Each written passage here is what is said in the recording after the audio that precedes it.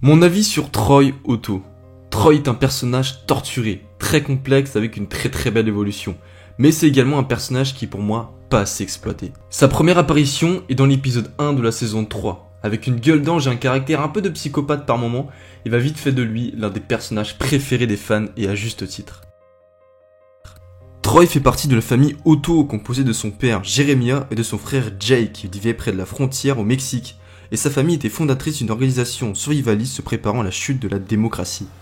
Pour moi, ce qui fait de lui un personnage très intéressant, ce sont les duos qu'il peut avoir avec d'autres personnages. Déjà, son frère Jake est un peu le personnage gentil, parfait, propre sur lui, qui essaie de faire le bien autour de lui avec un sens moral très propre.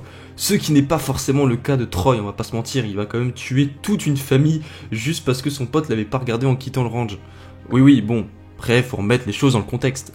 Ce que je trouve intéressant entre Jake et Troy, c'est le fait qu'ils s'opposent. Il y a deux clans. Du côté de Jake, on a Alicia, qui le soutient, qui est convaincu que c'est lui qui doit prendre la relève du ranch. Et d'un autre côté, avec Troy, on a Madison et Nick. Madison et Nick, bordel, pour moi, c'est les meilleurs duos de toute la série. Troy et Nick et Troy et Madison ont un point commun. C'est qu'il y a à chaque fois Troy, et c'est pas pour rien. Troy aimait Madison un peu comme une mère qu'il n'a jamais vraiment eue. Et il admirait Madison. Pour Nick, c'est différent. À la base, Troy voulait tuer Nick, et puis au fur et à mesure de la série, une très forte amitié est née. Et c'est malgré que Nick tua son père. Is because she is exactly like.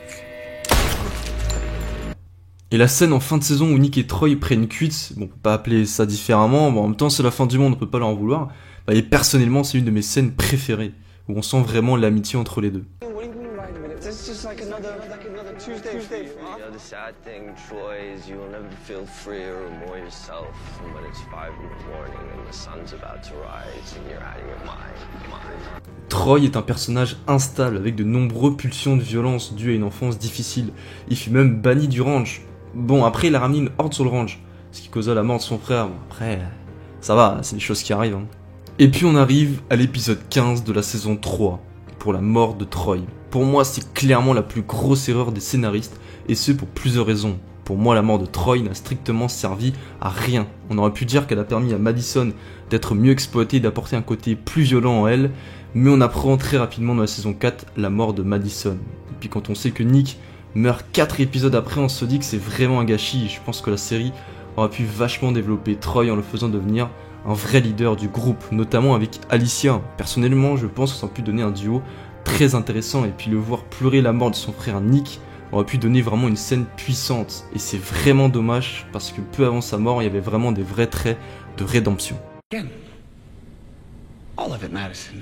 And you would too, you know you would, because you understand and you see things.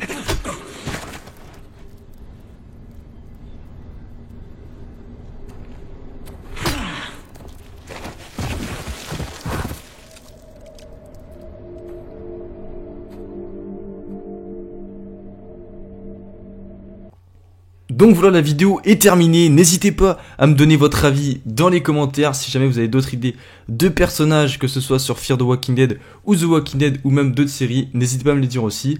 Sur ce, moi je vous dis à une prochaine vidéo, c'était Roulian, ciao.